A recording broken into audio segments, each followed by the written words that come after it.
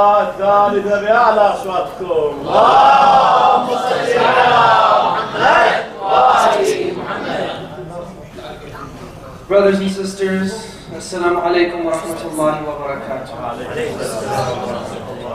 First of all, I'd like to congratulate you on this auspicious occasion of the birth event of our second beloved Imam al-Hassan al-Mujtaba alayhi afdal salatu wa salam.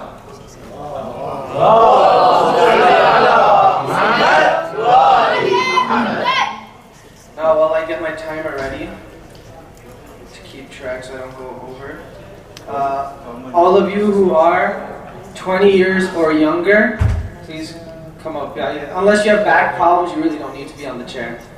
So with the loud salawat, those of you who are sitting in the back or on the chair 20 years or younger, please come up and gather right in front of the podium with the loud salawat ala Muhammad.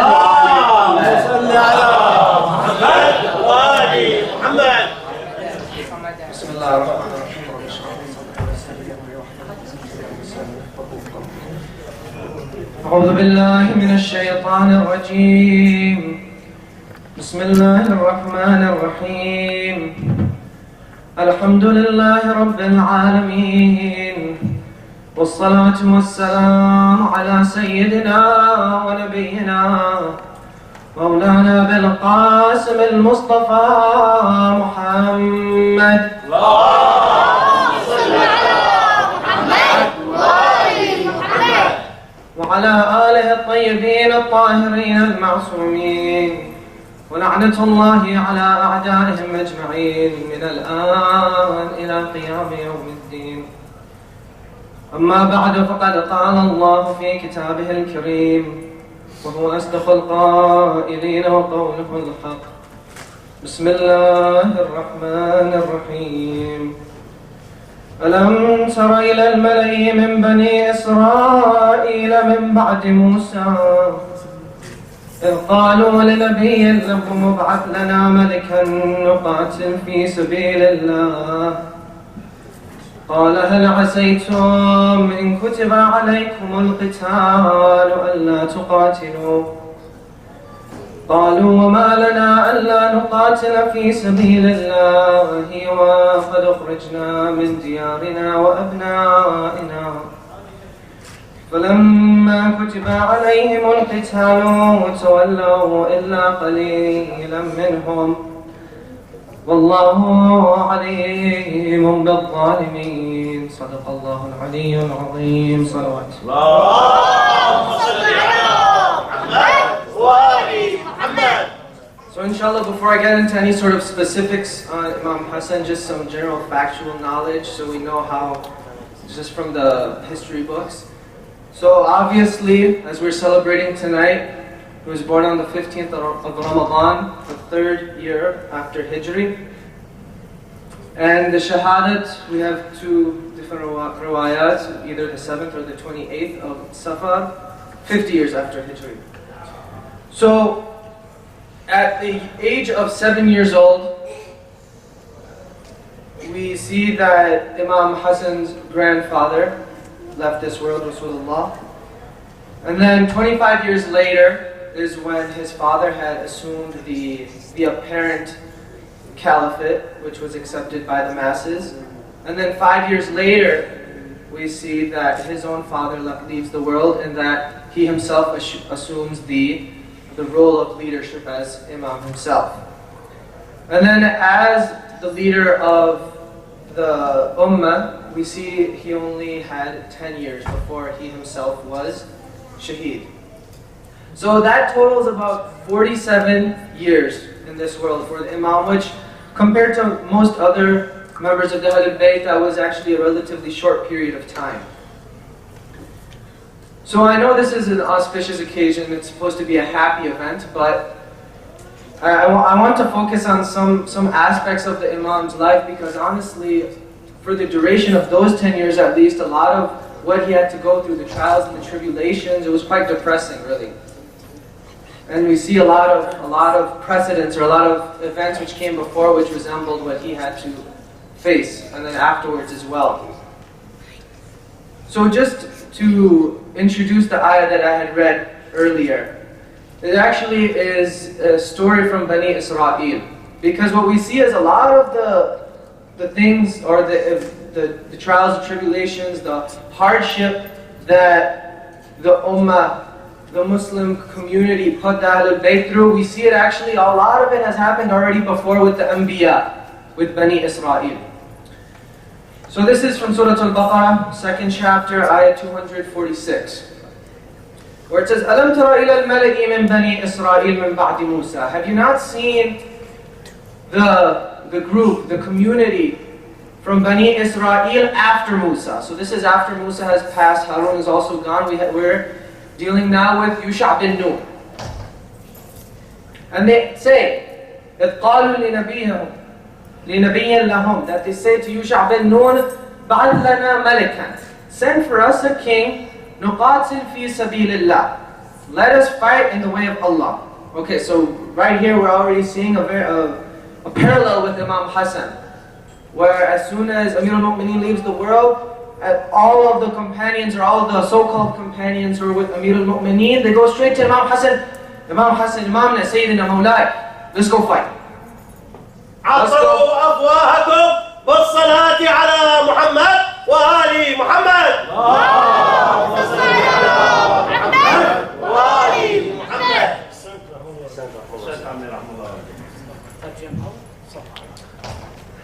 So they go to the Imam and they ask him, we're ready, we'll pick up the swords, we'll fight for you against Muawiyah. So let's continue with what happened with Yusha bin Nun with Bani Israel. قال هل عسيتم إن كتب عليكم القتال أن لا تقاتلوا. So Yusha bin Nun is like, okay. He says, you all want to fight? That sounds just fine. But let me ask you a question right now. If Allah tells you, okay, أيها المؤمنون, now it's time for you to fight.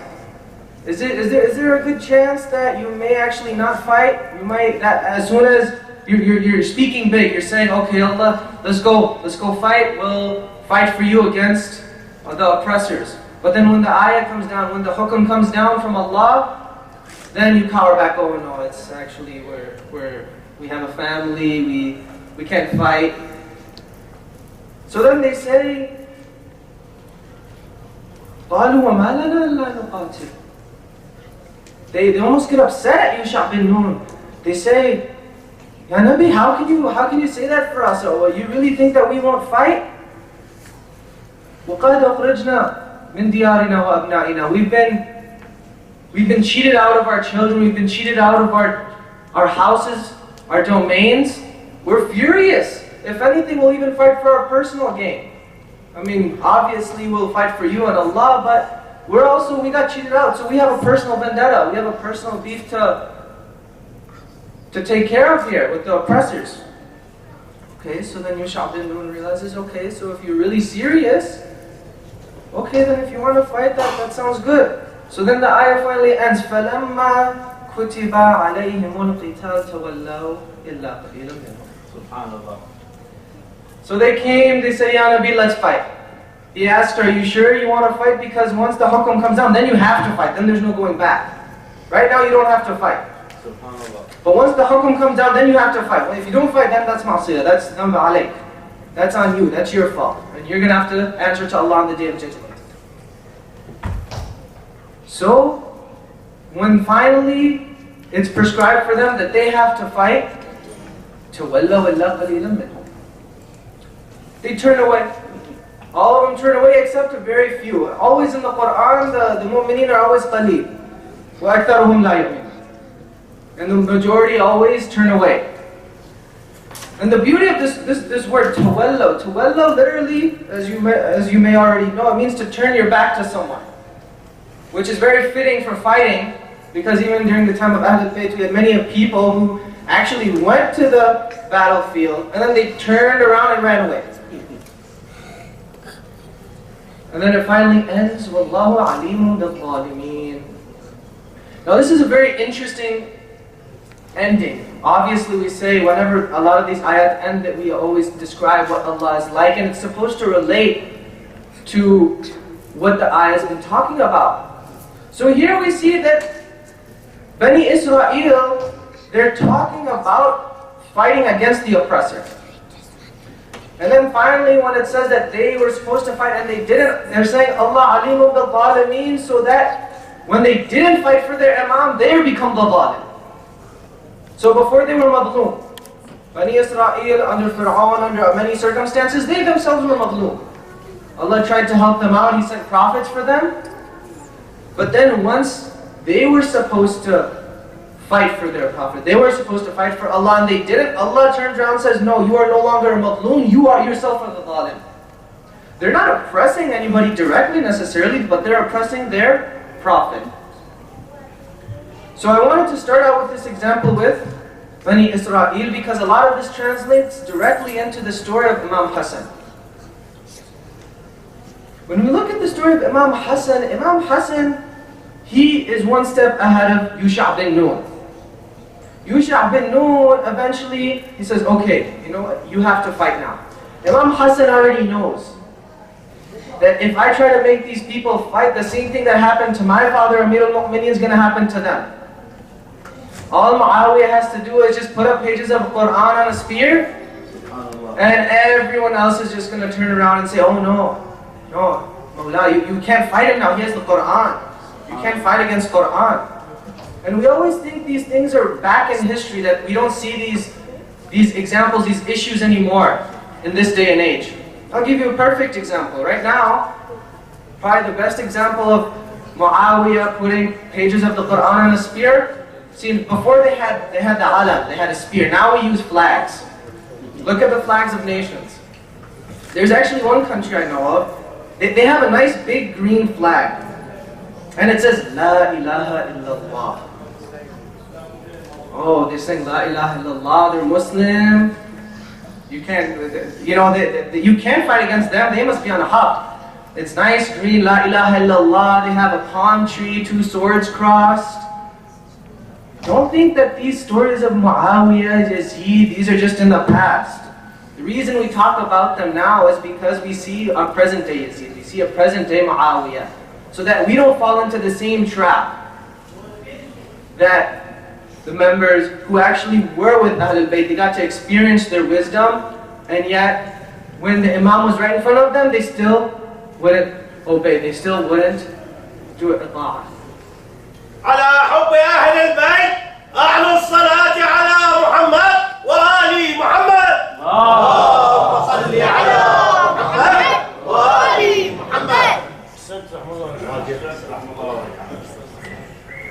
So, what makes Imam Hassan special, like I said, he was a step ahead of Yusha' bin Nun, because he knew that if he tried to make these people fight, and all Muawiyah would have to do is perform one of his tricks again.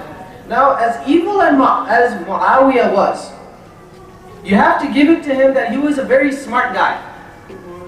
He was very intelligent. In fact, he probably knew more about Ahlulbayt than the people sitting right next to them in their houses. Because when someone goes up against Imam Ali wants to kill someone. Everyone tries to fight him. And when you try to fight Imam Ali, you're going to die. There's really no way out of it. But what does Umar ibn As do? He's the smart guy. He realizes that Amir al-Mu'mineen, he's such a pious person that he will forego killing me if it means committing a sin. So rather than trying to fight Imam Ali, what does he do? He's being chased by Imam Ali, he just tears his clothes off. He knows Imam Ali is not going to look at him. So Imam Ali covers his eyes, turns away. That's how he got away. He's probably the only person who survived an encounter with Amir al-Mu'mineen. Because everyone else tried to fight him. So this shows you how intelligent they are. They know better of the status of Ahlulbayt than the people who are with them. This is why Amir al-Mu'mineen said, just trade, I will give you 10 of my men, just give me 1 follower of Muawiyah, because they know he's wrong, they still follow him. My people know I'm right and they still don't follow me. So we see that with Imam Hassan. That when this whole, I don't want to get necessarily into the whole dynamic of the sulh and the peace treaty, but the point is that Imam Hassan, because he knew all this was going to happen, he realized that truce was the best way to go. Because what happened? If you think about it, he saved a lot of the mu'mineen, so-called mu'mineen, from going to hell. Because if he were to try to fight these mu'mineen, would directly go against Imam Hassan. So those who didn't do anything were saved. Now we have a few people who tried to dishonor Imam Hassan. They tried to humiliate him. So this is when we see that this is where the Mazlumiyya comes in for Imam Hassan. Because even Imam Hussein, Sayyid al-Shuhada, we see the peak of dhulm, but at least he had 72. 72 is a very large number for Ahlulbayt. 72 is probably the largest number of true followers any of the 14 Ma'sumin had. That's why Imam Hassan is the only person who rose up. Look at, for example, Rasulullah. Battle of Uhud. Goes in, he gives specific orders to the fighters, and they abandon their position, go for the loot. Look at another instance. Khandaq. Someone comes forward and challenges. And remember what I told you, early with Bani Israel, these people themselves were mazloom, right? So I mean, if you look at it, at least during the time of Rasulullah, all these, the people who had accepted Islam, they were mazloom.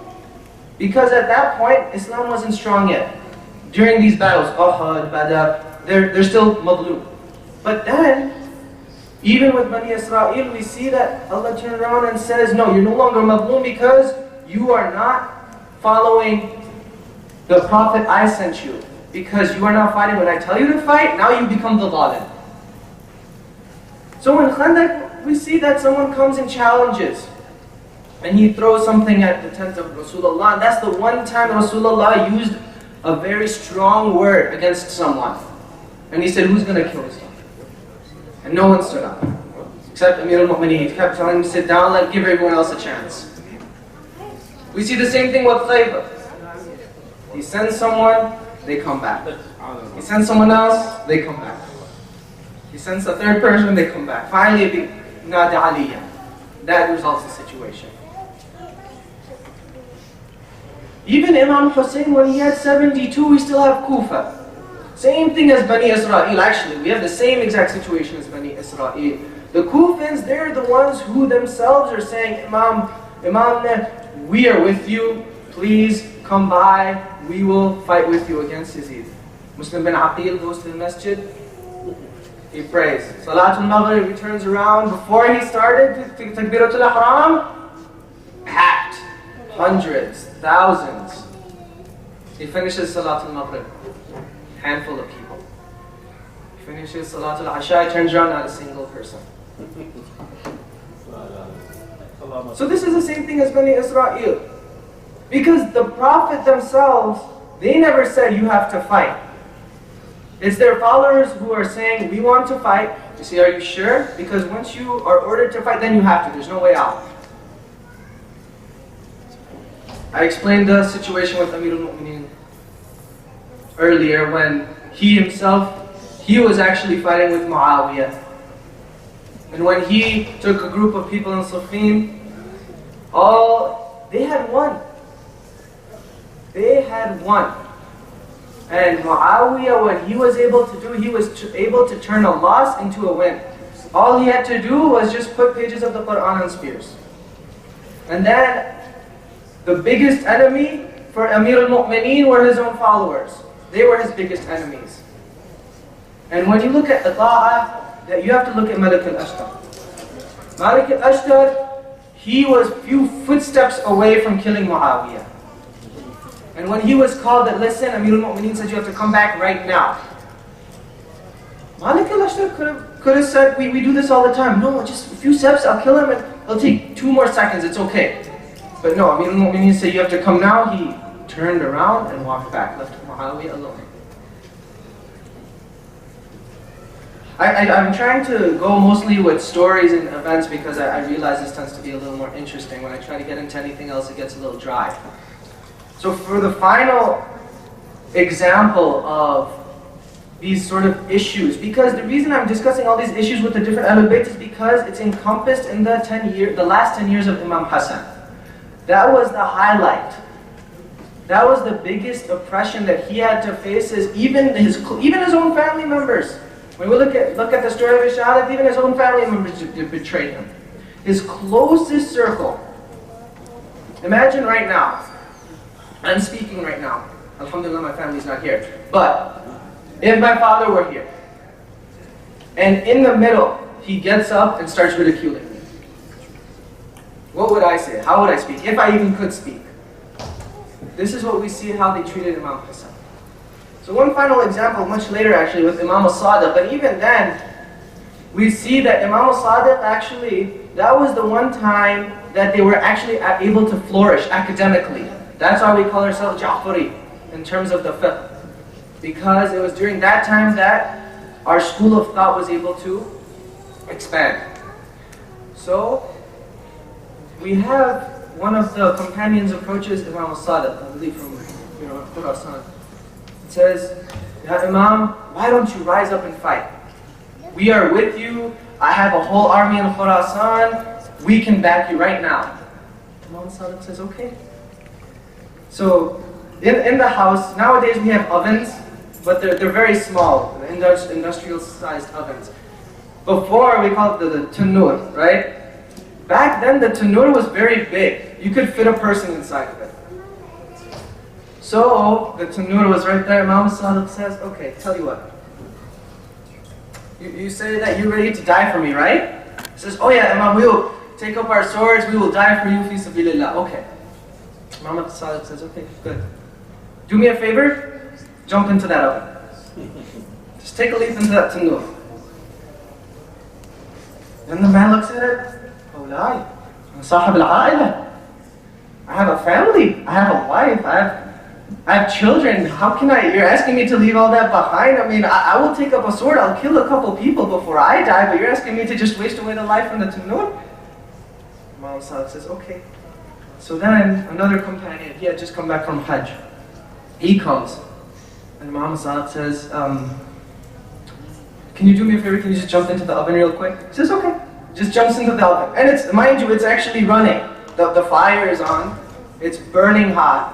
In normal circumstances, yes, you would die. So the man jumps in.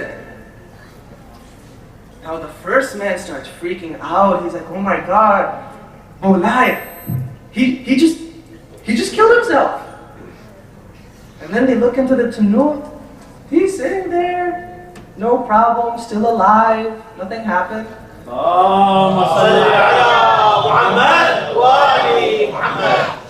I'm running out of time. But just to wrap up this last story, Imam al-Sadiq turns around and says, "This is a companion. This is what I want when you say you're ready to stand with me. I want these kind of people. If I only have a handful of these people, I will rise up. But the thing is, I don't even have a handful of these people. I can count on one hand, maybe two, how many of these people are ready to stand for me." So, when we discuss a lot of these stories, it's important that, like I said, I gave you the example of back then Muawiyah put pages of the Quran on the spear. Now we have a flag, green flag that says La ilaha illallah. That's the modern day version. So when we look at these stories, we need to draw these parallels. We see history repeats itself, right? With Bani Israel and Rasulullah. Every story I told you is the same exact theme. That the people approach the infallible, the Nabi, the Rasul, or the Imams. And they say, "Listen, we're ready to stand with you." And then whoever they're speaking to, the infallible, they say, "Oh, you're ready to fight for me, you believe in me, you're going to obey me? Okay, here, just do this one small thing for me." And then they can't even do that. So inshallah, we ask Allah to hasten the reappearance of our Imam, inshallah. We ask, and I forgot to mention one other form of oppression. Even after his shahadat, look, when you want to do ziyarah of Imam Hassan, what's it looking like right now? So we ask Allah to condemn those people who destroyed his site. We ask Allah to rebuild Jannatul Baqi to its former glory, or even better. And we finally ask Allah to grant us the ziyarah of Ahlulbayt and their shafa'ah in the akhirah. Ya Allah. Assalamu alaikum wa rahmatullahi wa barakatuh. Sallallahu alaihi wa sallam.